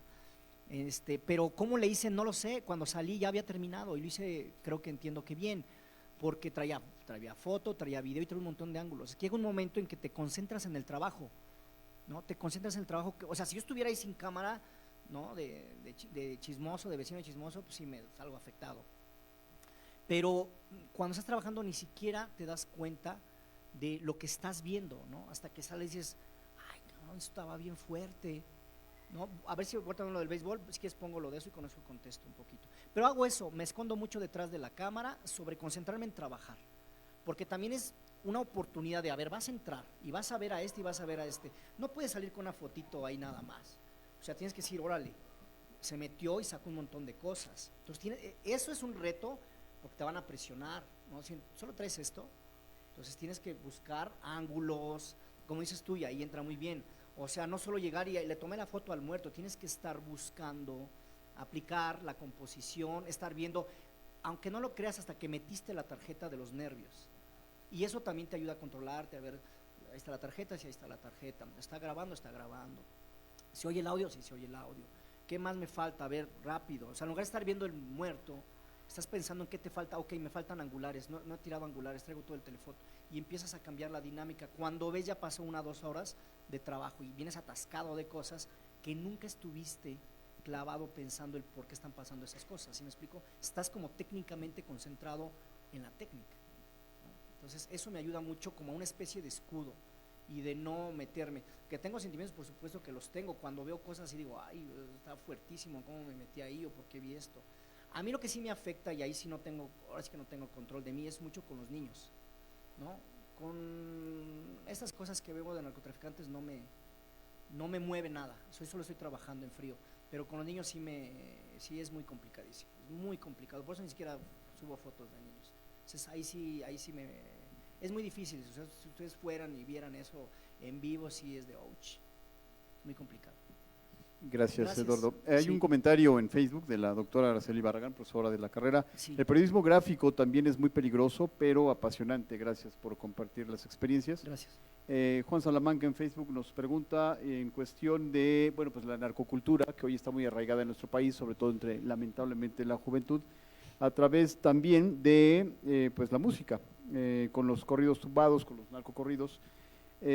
Pregunta Juan, ¿pasan a visibilizar la realidad de lo que acontece en el país o a vender la narcocultura como una cuestión aspiracional? Bueno, la narcocultura está ahí desde hace muchísimo tiempo, no la inventaron estos últimos personajes que están ahorita en boga, sin dar nombres. Ya han existido muchísimos grupos desde hace muchísimo tiempo, yo creo que desde los 70s. Entonces, si le echamos cálculos, ya son 50 años de narcocultura, que se ha modificado, se ha ampliado, se ha perfeccionado, incluso se le ha dado una estética que no tenía en los 70s propiamente y en los 80s. En los 80s los narcotraficantes eran de un perfil bajo, les llamaban gomeros, o sea, ¿no? Gente de la sierra que trabajaba la goma y no era gente no eran urbanos, ¿no? A partir de que aparecieron las redes, todo dio un giro y cambió mucho la dinámica de la posición del narcotraficante, desde auténticos narcos hasta chavos muy pozones, ¿no? que están allí en las redes y que ahora, si antes mi abuelo que se dedicaba al narco, él no quería que lo vieran, yo sí quiero que me vean, me llamo fulano, miren, me compré un Rolls Royce y tengo un tigre en mi casa y miran este reloj de $1,000,000 y dio un giro totalmente muy diferente, ¿no? Entonces hoy eso sí se volvió tristemente aspiracionista para sectores muy vulnerables de la sociedad en todas las partes, en todas las partes del mundo. No, por eso no le ha sido difícil al narcotráfico capturar, seducir, cooptar grupos de jóvenes que no encuentran salidas, tristemente no encuentran otras salidas sociales y dicen aquí, ¿no? Aquí hay dinero fácil y vean la camioneta que trae él, ¿no? Existía una vieja frase que decían los narcotraficantes hace mucho que era como: prefiero vivir cinco años como rey que una vida como buey. Entonces eso parece que todavía sigue aplicando. Es muy triste porque les digo, se ha ido estructurando la narcocultura y parece que el prohibirla, porque ya otros gobiernos lo han intentado, lo único que hacía es que se desbordara más, ¿no? Que se volviera como el chisme de no escuchen este disco al revés porque dice groserías. Y entonces pasó así lo mismo con el narco, de no escuchen narco, ¿por qué no? Y volteaba todo el mundo y lo hacía, ¿no? Entonces yo creo que aquí ya es mucho a criterio de las personas si le dan seguimiento o eso, ¿no? El simple hecho de que descargues una canción, o es descarga, ¿no? O compres un disco, pues estás de alguna manera incentivando esa narcocultura y no me sorprende que hoy los representantes de la música mexicana vengan como de ese sector y las letras vengan de ese, pero no es nuevo, hoy ya está perfeccionado, o sea, ya está en la parte, yo creo que más ¿cómo decirlo? El momento cumbre de la narcocultura es ahora, pero son 50 años que ha ido creciendo poco a poco, de salir del anonimato hasta hacer estas cosas ya más de exhibicionismo, ¿no? Bueno, vamos con la siguiente, ¿cómo se llama? Voy a enseñarles lo de la pandemia.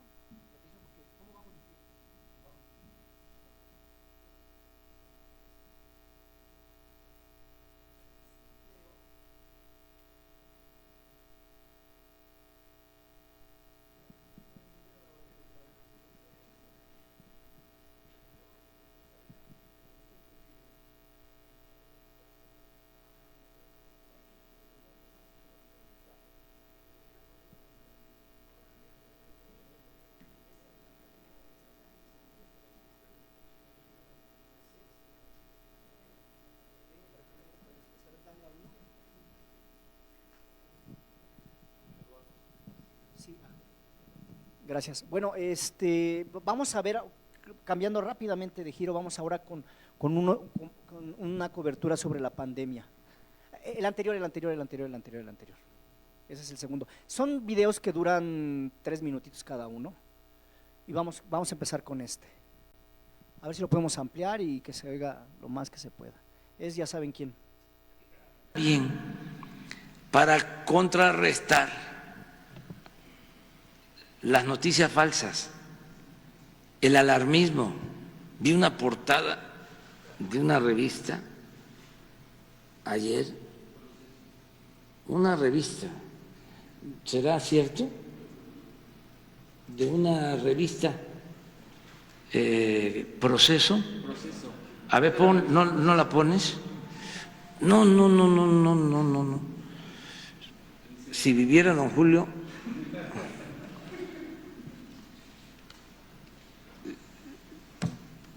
se volvería a morir.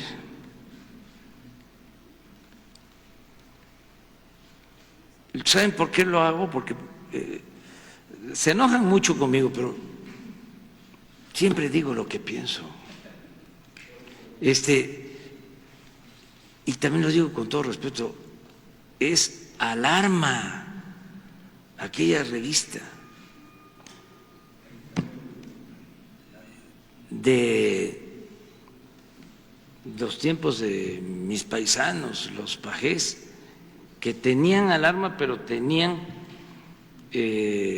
hoy, siempre, y muy buenos periodistas. Don Regino le hizo una entrevista a Francisco Villa antes de que lo asesinaran, que es de lectura obligada. pero tenían o había ese tipo de revistas, ¿no?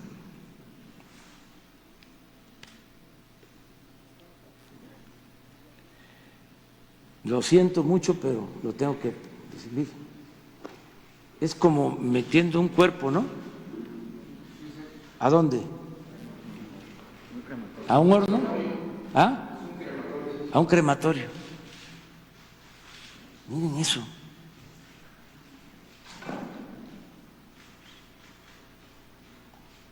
Y me van a decir que es censura. No.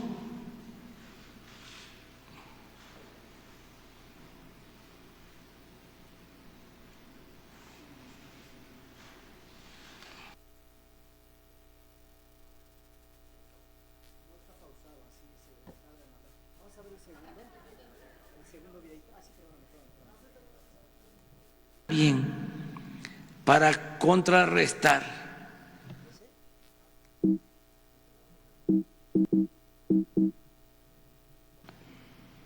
las noticias falsas, el alarmismo. Vi una portada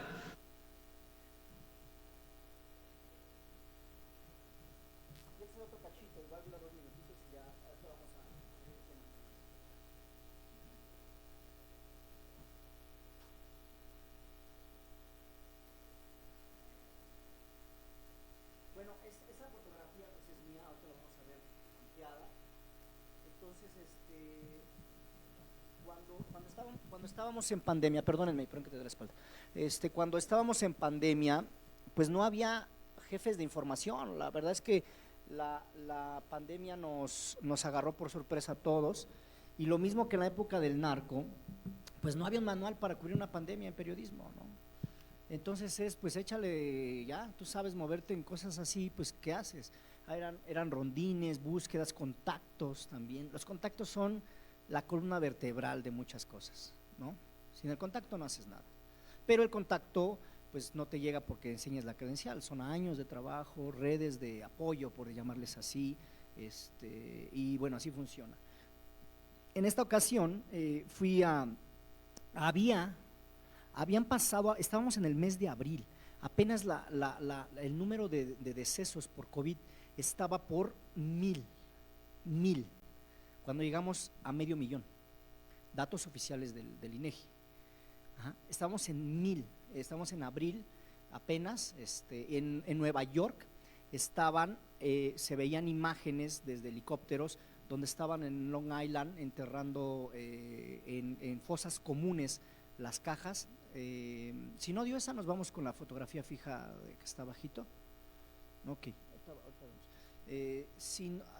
Si le damos, la sacamos si quieres, no pasa nada, ya vimos al señor enojándose, entonces podemos tomar la foto fija. Entonces, estábamos para ese entonces en un 1000 y el gobierno estaba súper ofendido. Bueno, yo hice ese trabajo, pudimos entrar, hablé con los trabajadores, hice video. Mi objetivo era un poco hablar de cómo las autoridades locales no estaban apoyando a los que decían que eran héroes los médicos, que sin duda lo fueron, eso no está discusión, pero también había otra especie de héroes que eran los trabajadores del gobierno capitalino que estaban todos los días cremando gente y eran de estos héroes totalmente olvidados, ajenos, nadie siquiera ha hablado de ellos. Entonces yo dije, bueno, voy a buscar estos otros personajes, no solo los médicos, ¿no? Que ya había mucho trabajo, hablo periodísticamente sobre los médicos, o sea, estaba súper bien, pero de repente un momento que dices, bueno, dale la vuelta, busca algo más, como periodismo así es. Y entonces dije, ok, vamos entonces, yo fui a los funerales, fui a las funerarias, perdón, sí, a los funerales, a las funerarias, a los panteones, a los crematorios. No es fácil, pero logré entrar, a tocar puertas, de muchos lugares me corrieron, pero hasta que tuve uno que fue periodísticamente perfecto, ¿no? Entramos y estaban trabajando a tope, hice las entrevistas y salió esta portada. La verdad es que nadie estaba investigando y el lunes yo descansaba y me hablaron, oye, la mañanera ya pasó esto. Dije, ¿qué pasó? Y lo vi y ya se había molestado porque estaban diciendo, y ahí sí tuve ataques en redes de que era mentira, que eso no era aquí en México, que era en Irak y cosas así. ¿no? Dije, pues fue aquí en Coajimalpa, ¿no? O sea, literal, fue en Coajimalpa, creo que lo primero es que lo digo, fue en Coajimalpa. Entonces, ¿ya se trabó todo? Bueno, ahorita vemos qué hacemos. Me llevo el micro para tratar de ayudarles. Entonces, ese material fue en Coajimalpa, pero ya estaban muy molestos porque estábamos documentando eso. Órale, se super trabó.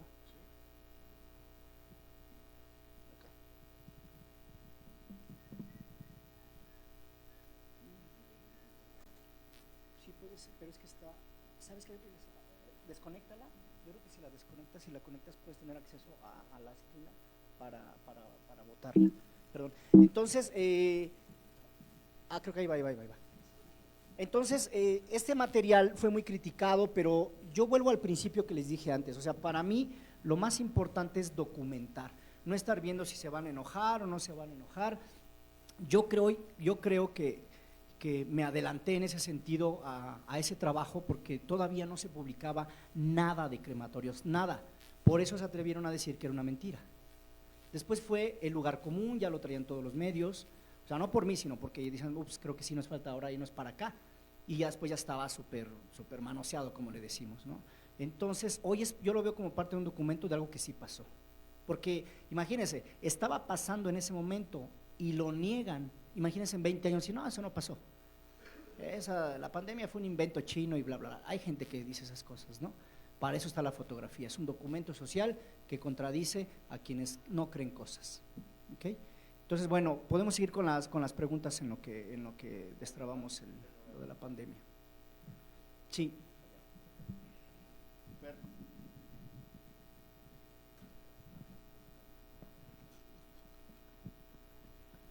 Yo digo que desconectando el monitor y conectando podría ser. De todas maneras ya era como lo último. Sí, lo fuerte era lo del narco. Sí.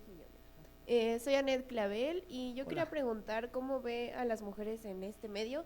No solo lo hablo para escalar en el medio o de una revista tan conocida, sino también por todos estos casos tan difíciles que tienen que pues ustedes buscar y hablar y pues obviamente ir a hacer trabajo de campo.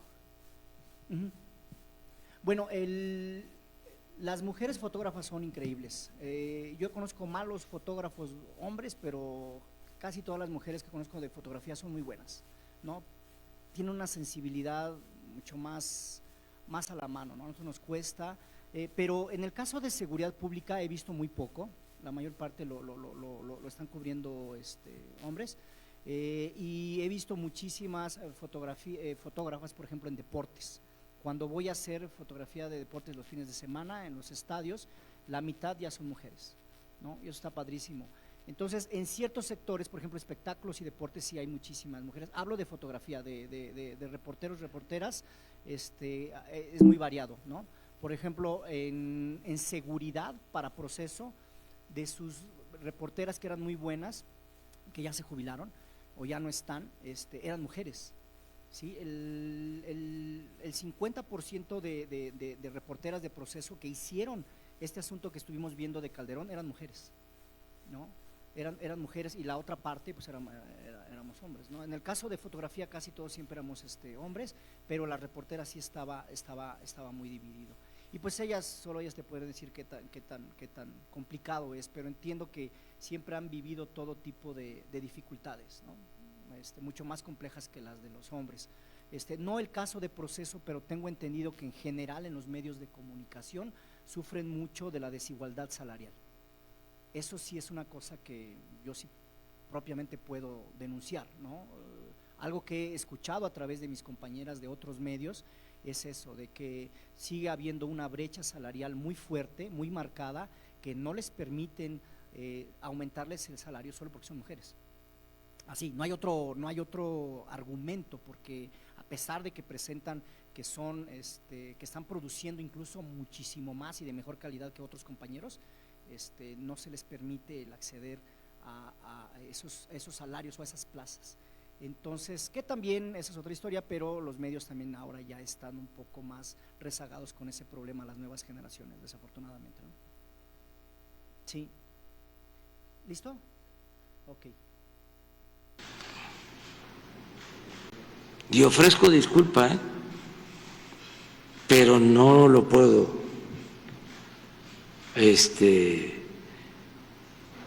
omitir.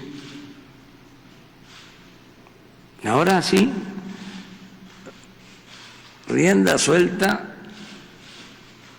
al análisis. ¿Está bien?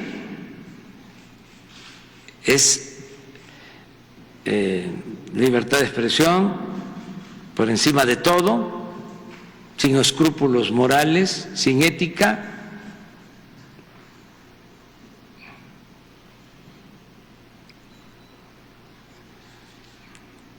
Y yo no censuro nada, nada, nada, prohibido, prohibido, pero sí hay que debatir todo esto. Es lo mismo de los que no cumplen con las reglas sanitarias.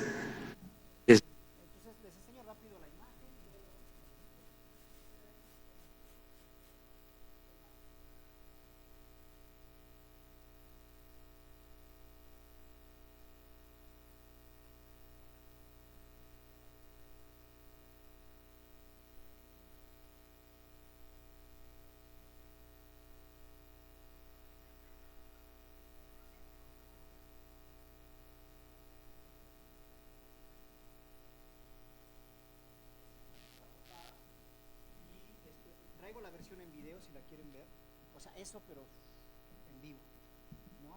Entonces, si la quieren ver, la reproducimos, ¿no? Es muy fuerte, yo la uso mucho en las escuelas porque eso sí está...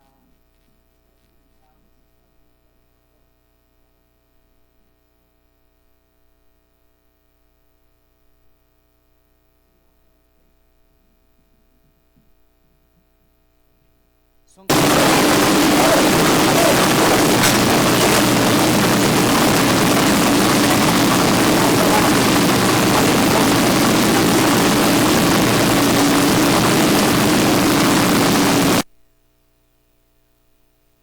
Se ha de haber pausado, ¿no? Ah, terminó, ah, ok. Bueno, otro clip by de esos.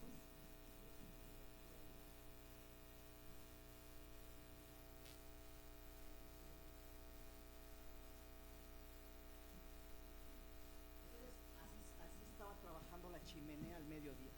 ¿Sí? Perdón. Sí, así estaba trabajando la chimenea al mediodía.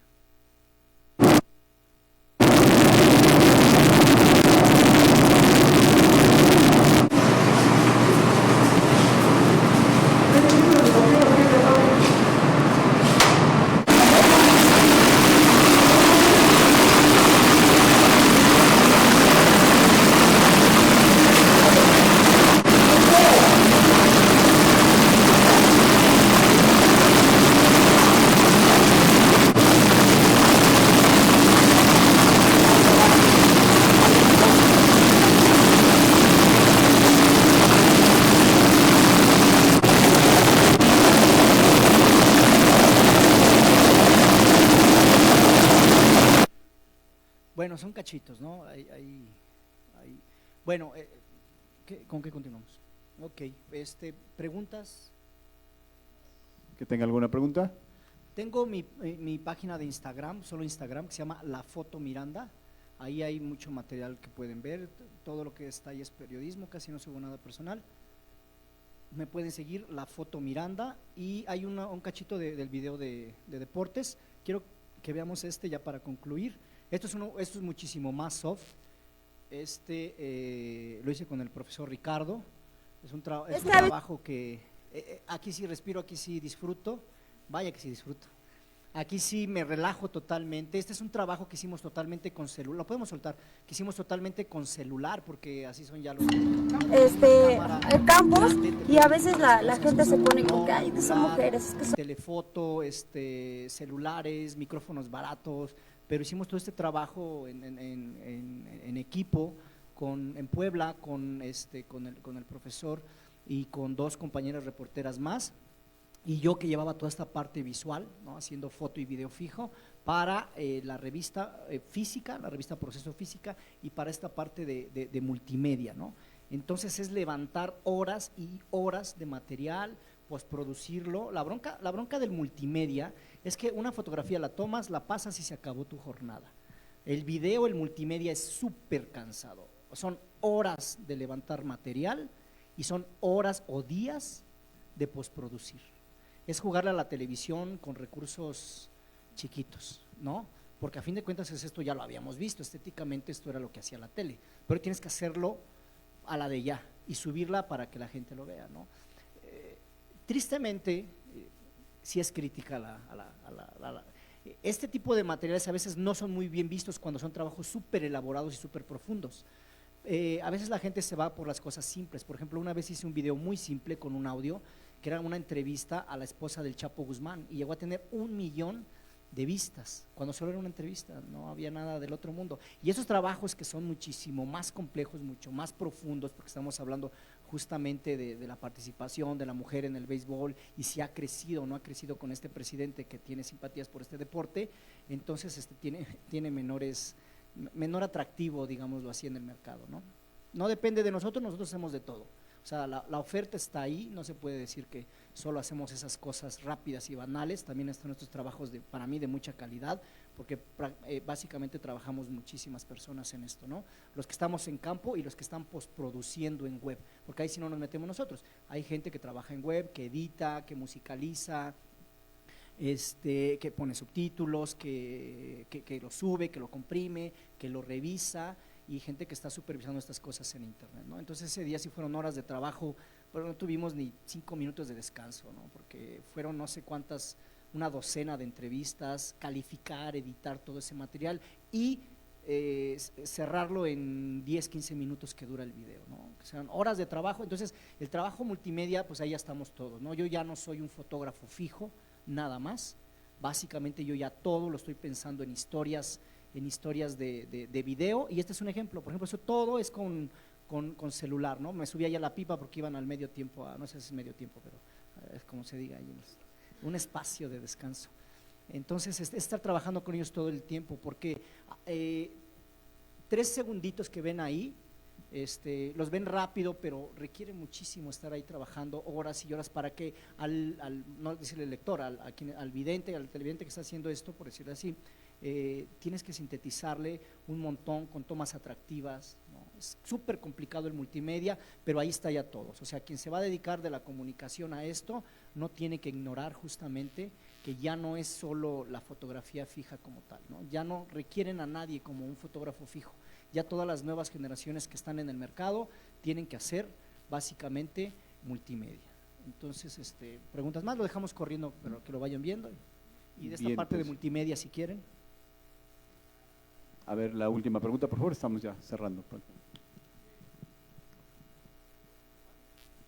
Hola, Ángel Navarro. Bueno, mi pregunta es, ¿cuál ha sido tu desafío precisamente de luchar contra la inmediatez que se vive actualmente? Sabemos que actualmente si no atrapas al público en 3 segundos en TikTok, en 1 minuto en YouTube, se pierde. Y así tengas un buen producto, un buen reportaje, una buena investigación, si no lo atrapas o si no consigues estas tomas y esta edición, pues el público se pierde. Entonces, ¿cuál ha sido este desafío al también no perder, claro, el lado profesional y de hacerlo bien?